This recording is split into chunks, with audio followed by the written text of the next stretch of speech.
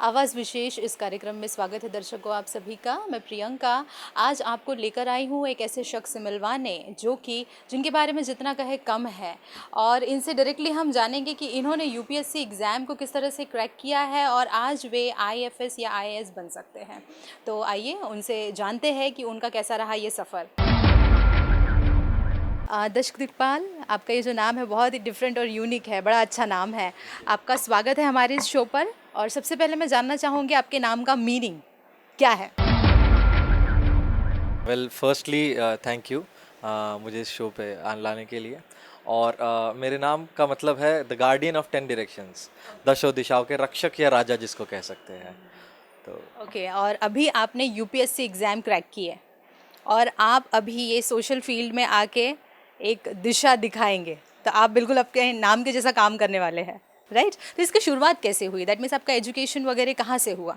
Well ये जो पूरा जर्नी अभी तक के रहा है उसका शुरुआत काफ़ी बचपन से रहा है। It's like a part of my socialization कि किस तरह से मेरे पिताजी ने मुझे बचपन से कहा कि देखो समाज ऐसा है और उसकी रिस्पॉन्सिबिलिटी किसी कहीं ना कहीं लाई करती है। So why not to take that responsibility और उसको लेके उसको रिस्पॉन्सिबिलिटी को निभाया जाए। तो बचपन से उस तरह की सोशलाइजेशन माता पिता ने ऐसे बताया। फिर स्कूल में गए, फिर Mahatma Gandhi sentinel senior secondary school, वहाँ से मैंने स्कूलिंग की है। उसके बाद में डॉक्टर अंबेडकर कॉलेज से मैंने 11th-12th किया है। उसके बाद में मैंने बीटेक किया है आईआईटी रुड़की से, और उसके बाद मैंने अभी जस्ट कंप्लीट किया है मास्टर्स मेरा सोशियोलॉजी से जेएनयू से। सो थ्रू आउट टीचर्स ने और पेरेंट्स ने मुझे गाइड किया है कि कैसे एक बेहतर इंसान बना जाए। जी। आपका ये जो जर्नी या स्कूल कॉलेज का जो सिलेक्शन है या जहाँ भी आपका एजुकेशन हुआ है, स्टार्टिंग से ही ऐसा लग रहा है कि आपका प्लानिंग था कि आपको यूपीएससी देना है या ऐसा कुछ प्लान करना है, तो ये इसकी शुरुआत कब हुई? कब आपको ऐसा लगा कि मुझे सोशल सर्विस में जाना चाहिए? मतलब इसकी शुरुआत काफ़ी बचपन से हो गई थी, 8th स्टैंडर्ड से। मैं कह सकता हूँ 7th-8th स्टैंडर्ड से ये एक बात थी कि हाँ मतलब अब समझना है। तब तो समझ नहीं होती थी, तब ऐसा होता था कि हाँ ठीक है, मतलब कुछ है था, कुछ होता है, कुछ आईएएस होता है, कुछ आईएएस होता है।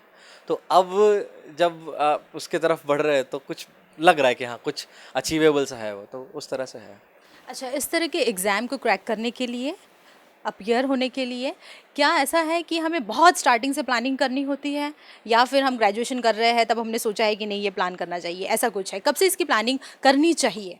प्लानिंग का ऐसा कुछ नहीं है। मतलब ऐसा होता है कि सबसे इम्पोर्टेंट चीज़ें होती है जो जब तुम डिसाइड कर लो कि तुमने डिसाइड कर लिया अब तुम्हें करना है। अब तुम भले ही उसको 11th-12th से रखते हो, क्योंकि 11th-12th बहुत जल्दी हो गया उस चीज़ को डिसाइड करने के लिए। तुम एक विजन रख सकते हो कि हाँ मतलब मुझे कुछ करना है या फिर मुझे कुछ आगे इसमें कुछ करना है। बट ग्रेजुएशन में मुझे नहीं लगता, मतलब मेरे दिमाग में था कि आईएएस या फिर इन सर्विसेज के लिए बिल्कुल वो मतलब अप्लाई करना है, बनना है। बट ऐसा कुछ प्लानिंग तब नहीं था क्योंकि तब ग्रेजुएशन पे फोकस था कि ग्रेजुएशन कैसा हो रहा है। फिर जब पास आउट हुए उसके बाद में रियलाइज़ किया कि हाँ मतलब this is what we wanted to do, this is all I wanted to do. So उसके बाद धीरे धीरे फिर जो बातें थी बचपन से सोशलाइजेशन था कि कुछ करना है, वो क्रिस्टलाइज होते चला गया। और फिर तब वो प्लानिंग स्टार्ट हुई। और फिर तब उसके बाद प्लानिंग स्टार्ट होने के बाद 2-3 साल, मतलब 1 साल में कोचिंग ली, उसके बाद में 2 साल मास्टर्स किया और उसके साथ में प्रिपरेशन करके फिर उसके बाद में आई गिव द एग्जाम। हाँ, तो बेसिकली इन सर्विस के लिए आपने 3 साल का प्रिपरेशन किया है। यहाँ इन टोटो कह सकते हैं 3 साल का प्रिपरेशन किया हुआ है। कह सकते हैं एक रोलर कोस्टर राइड टाइप्स का था कि हाँ मतलब कई बार ऐसा लगता था कि हाँ फुल्ली कॉन्फिडेंट कि हाँ मतलब अब तो कोई नहीं रोक रहा। कई बार ऐसा लगता था कि ये क्या पूछ क्या क्या है कोर्स, मतलब कहते हैं ना जब बचपन में होता था कि समुद्र के अंदर जो मिलता है और आसमान के ऊपर जो मिलता है, तुमको पूरा अक्रॉस द यूनिवर्स जानना होता है कि क्या क्या, मतलब वो मिथ था। ठीक है, एक तरह से होता है, कहीं ना कहीं उसको तुम कंसोलिडेट कर पाते हो, कॉम्प्रिहेंड कर पाते हो, कहीं जगह नहीं कर पाते हो तुम। तो एक तरह से था कि हाँ मतलब कभी हो पाएगा कभी नहीं हो पाएगा। कभी ऐसा लगता था, कभी दोस्त होते थे कि बोलते थे अरे यार तू क्या सोच रहा है, यार हो जाएगा ठीक है। कभी ऐसा लगता था, दोस्त बोलते थे यार कुछ कुछ होते हैं दोस्त ऐसे, यार ये बहुत डिफिकल्ट है, ऐसे नहीं हो पाता है। कई बार ऐसा होता था कि टेस्ट हो गए कोई, ठीक है कुछ हो गया तो परफॉर्मेंस एकदम लो हो गया, कभी हाई हो गया, कभी ओवर कॉन्फिडेंट हो गए। सारे फेजेस होते हैं, over confidence, confidence, under performance. So ये पूरा एक तरह से साइनोसॉइडल वेव जैसा होता है, ups downs, downs up, then stagnant. और फिर वो मतलब कहा ना जैसे रोलर कोस्टर राइड, जैसे फर्स्ट में बोला, तो वो था। But it was fun. तो ऐसे ही फ़न के बारे में और जानेंगे, लेकिन इस ब्रेक के बाद देखते रहिए आवाज़ इंडिया।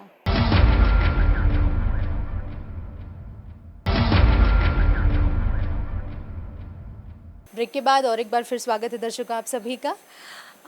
मैं आगे आपसे ये जानना चाहती हूँ, जैसे आपने कहा कि 3 साल का ये जो आपका जर्नी था स्टडी का, it's like a roller coaster, right? और फिर कभी ऐसा लगता था कि आप ये कर पाएंगे या नहीं कर पाएंगे? मुझे ये बताइए, ये सारी चीज़ें करने के लिए क्या फुल फोकस्ड होकर सिर्फ पढ़ाई ही करनी होती है?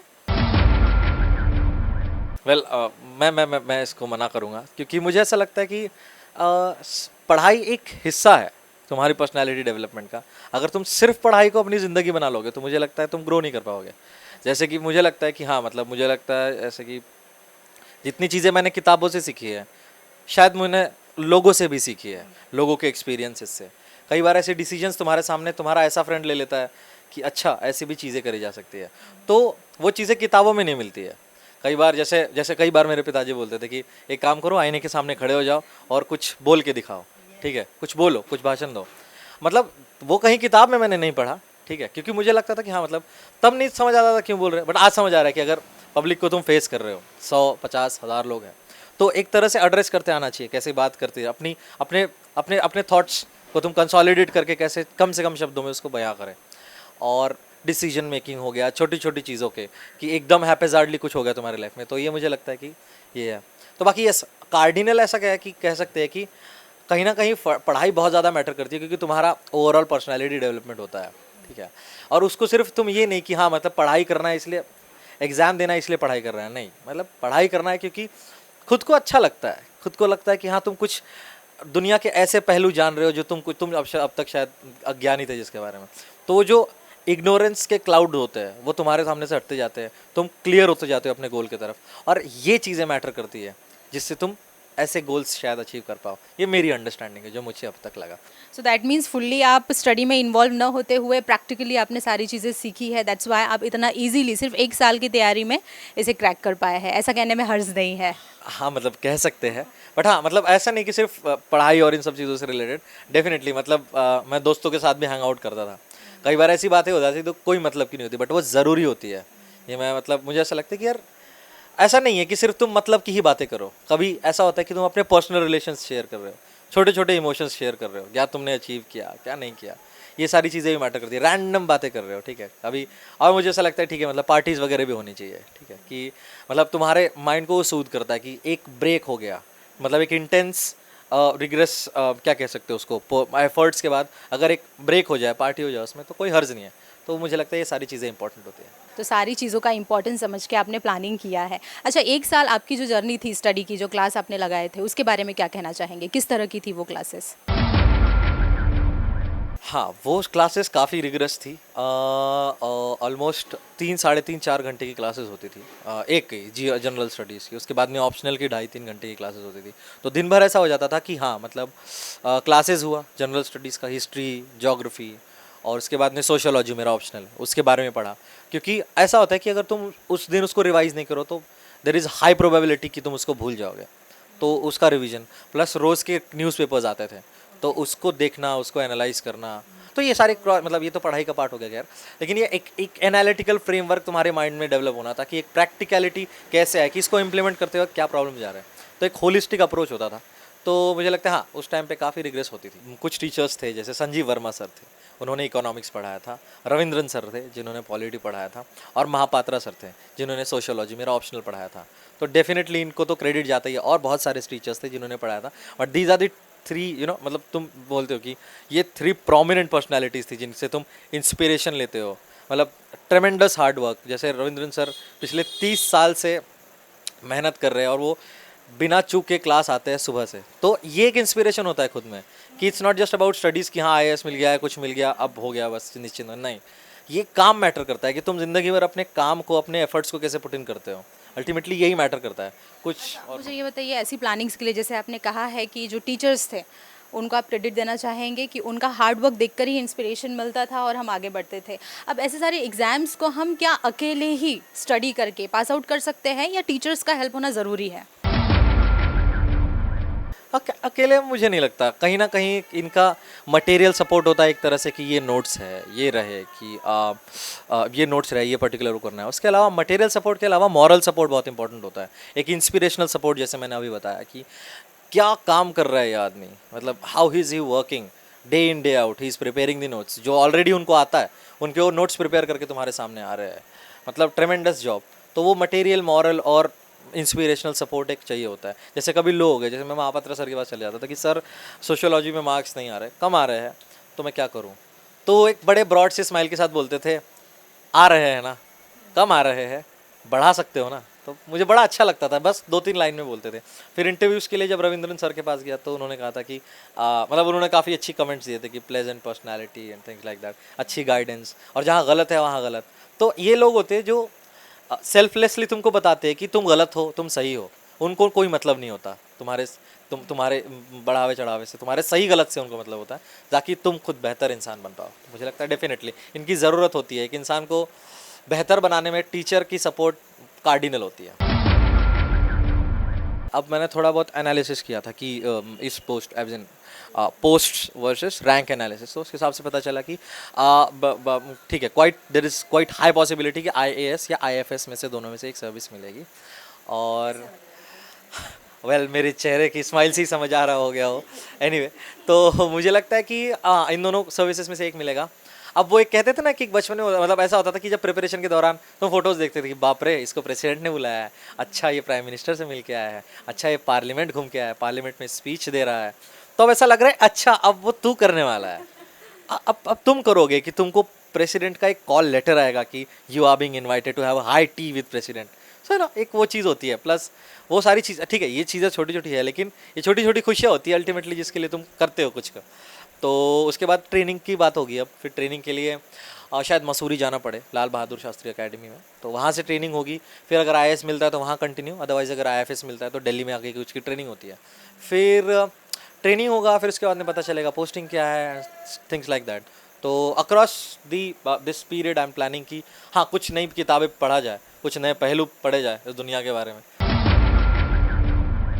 मुझे लगता है उस पोस्ट का नहीं, उस पोस्ट से निकले हुए काम का पावर है कि तुम क्या पावर कर, क्या तुम्हारा क्या काम होता है। जैसे फॉर इंस्टेंस तुम्हारे जैसे कोई गरीब आदमी आता है तुम्हारे पास, बोलता है कि साहब मेरे पास मेरे घर में पानी नहीं है, पानी का कनेक्शन नहीं है। तुम इतने दिन से किताबें पढ़ते आ रहे हो कि गरीबों के पास पानी नहीं होता है, तो वो उसको पावर कनेक्शन देना और वो तुम्हारे पास आए कि बोले थैंक यू, तो वो पावर होता है।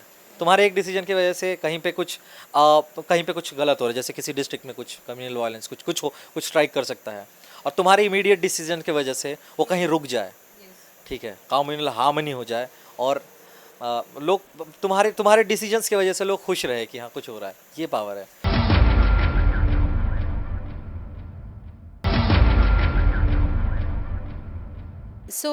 मुझे ये बताइए, आपकी इस पूरे जर्नी में आपके परिवार का किस प्रकार से योगदान रहा?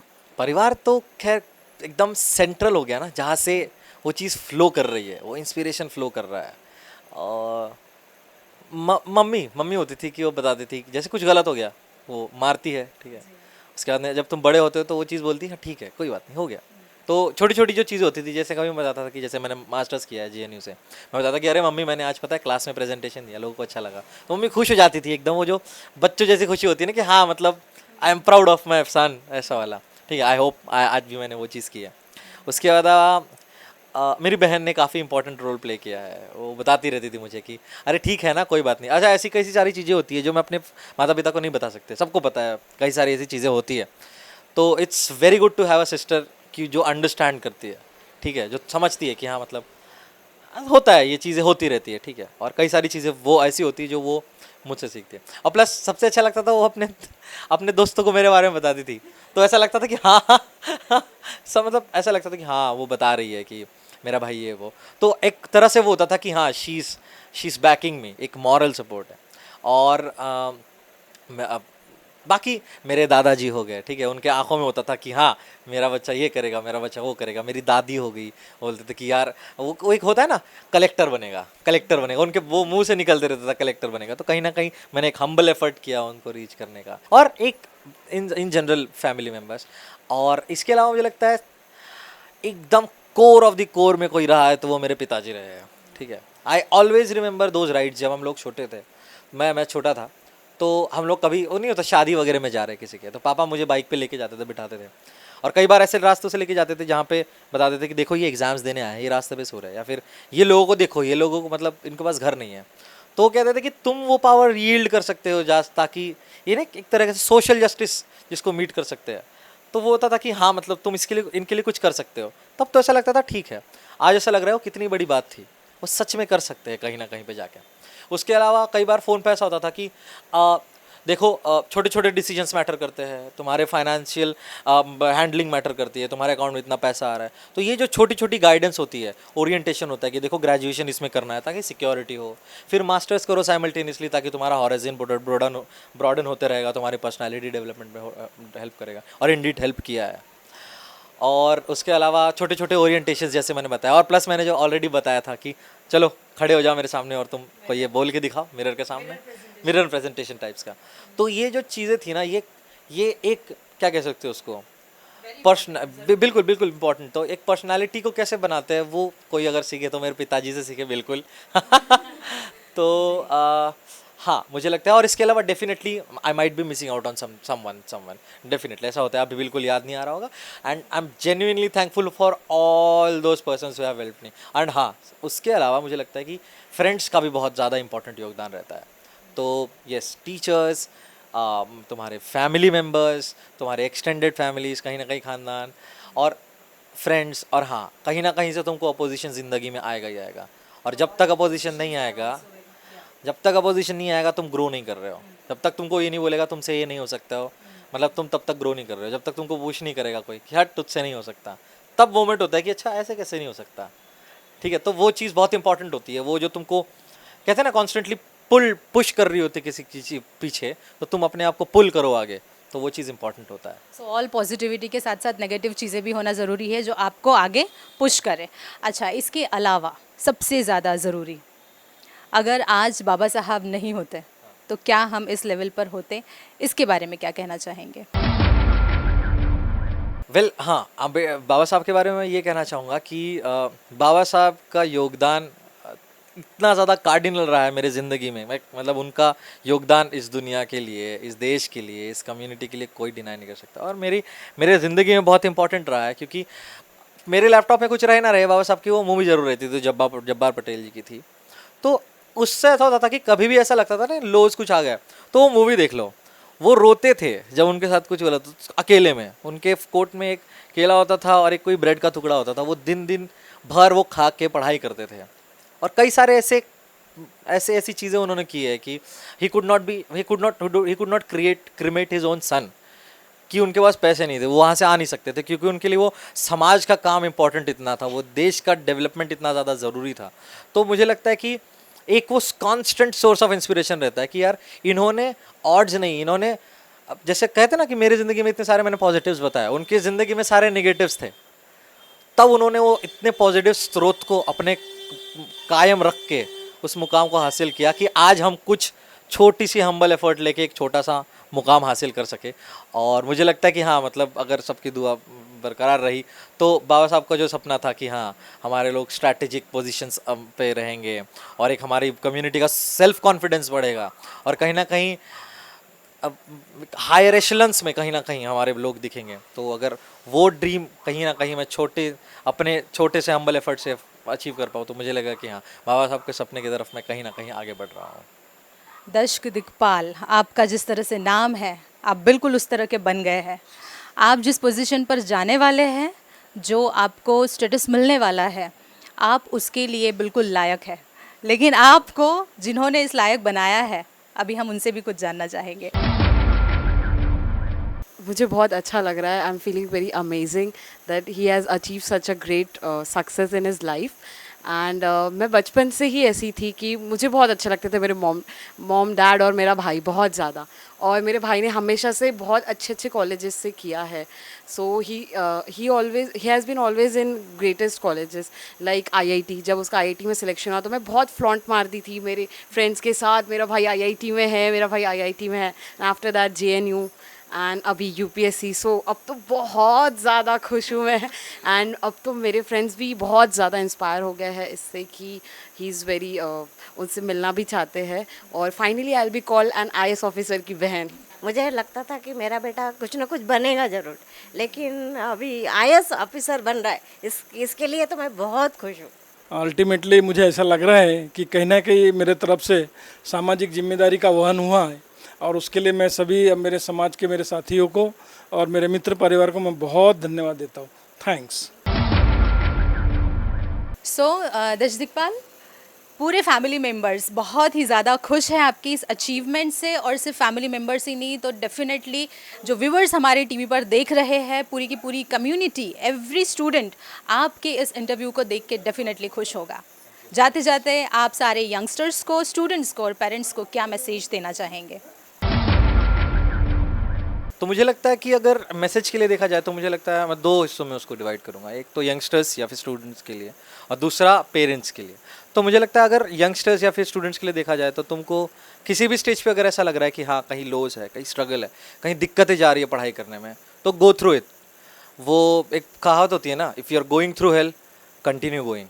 सो एक वो होता है कि हाँ तुमको बुरा लग रहा है, तुमको ठीक लग रहा है, ठीक है, अगर तुम कुछ अचीव करते हो तो बी हम्बल, ठीक है। तो एक तरह से अपने एफर्ट्स को जारी रखो, कभी भी हताश मत हो। जैसे आजकल हम लोग सुनते हैं कि हताश करके स्टूडेंट्स कई कुछ ड्रास्टिक स्टेप्स ले लेते हैं, तो वो स्टेप्स लेने की ज़रूरत नहीं है।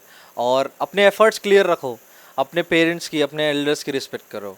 और सबसे इम्पॉर्टेंटली मुझे लगता है जो मैंने इस चीज़ में प्रिपरेशन में सीखा है कि if there is a benefit of doubt it has to be given to the faith. और उसके अलावा मुझे लगता है कि faith in God, believe in yourself and trust on the complete process. अगर तुम ये कर लो तो बिल्कुल मुझे लगता है कि तुम कुछ ना कुछ ज़रूर अचीव कर लोगे। और मुझे लगता है इसके अलावा पेरेंट्स की ये रिस्पॉन्सिबिलिटी बनती है कि ये ज़रूरी नहीं है कि तुम जो करना चाहते हो चिल्ड्रन भी वही करेंगे। एक तरह की समझ होनी चाहिए कि तुम्हारे बच्चे क्या चाहते हैं। और कहीं ना कहीं मेरे पेरेंट्स ने उसको डेफिनेटली समझा था। तो मुझे लगता है कि हर पेरेंट ने वो अपने बच्चों की विशेष को समझना चाहिए। हर पेरेंट मतलब ठीक है, उनको डायरेक्ट करना, उनको ओरिएंट करना, कहीं ना कहीं उनको रोकना, कहीं मारना, मतलब मारना एज इन कहीं कि हाँ मतलब ये गलत है, ये सही है, ये दिशा दिखाना ज़रूरी है। बट प्लीज़ कहीं कुछ ऐसे प्रेशराइज मत करिएगा कभी भी किसी को। तो एक कहते हैं ना, हमारे इससे प्रिपरेशन में कहते थे कि कंसर्टेड एंड कोऑर्डिनेटेड एफर्ट चाहिए डिपार्टमेंट्स में। तो मुझे लगता है कि अगर फैमिली में हो जाए तो सिर्फ एक इंडिविजुअल नहीं बट एक फैमिली ग्रो करती है। तो मुझे लगता है दिस इज़ इम्पॉर्टेंट। यस। सो दशदिकपाल, हमारी ढेर सारी मंगल कामनाएं आपके साथ है। आप इसी तरह से कॉन्फिडेंटली आगे बढ़ते रहिए और वो सब कुछ अचीव कीजिए जो आपने प्लान किया है। थैंक यू सो मच हमें समय देने के लिए। Thank you so much for having me. Thank you. जय भीम, जय भारत।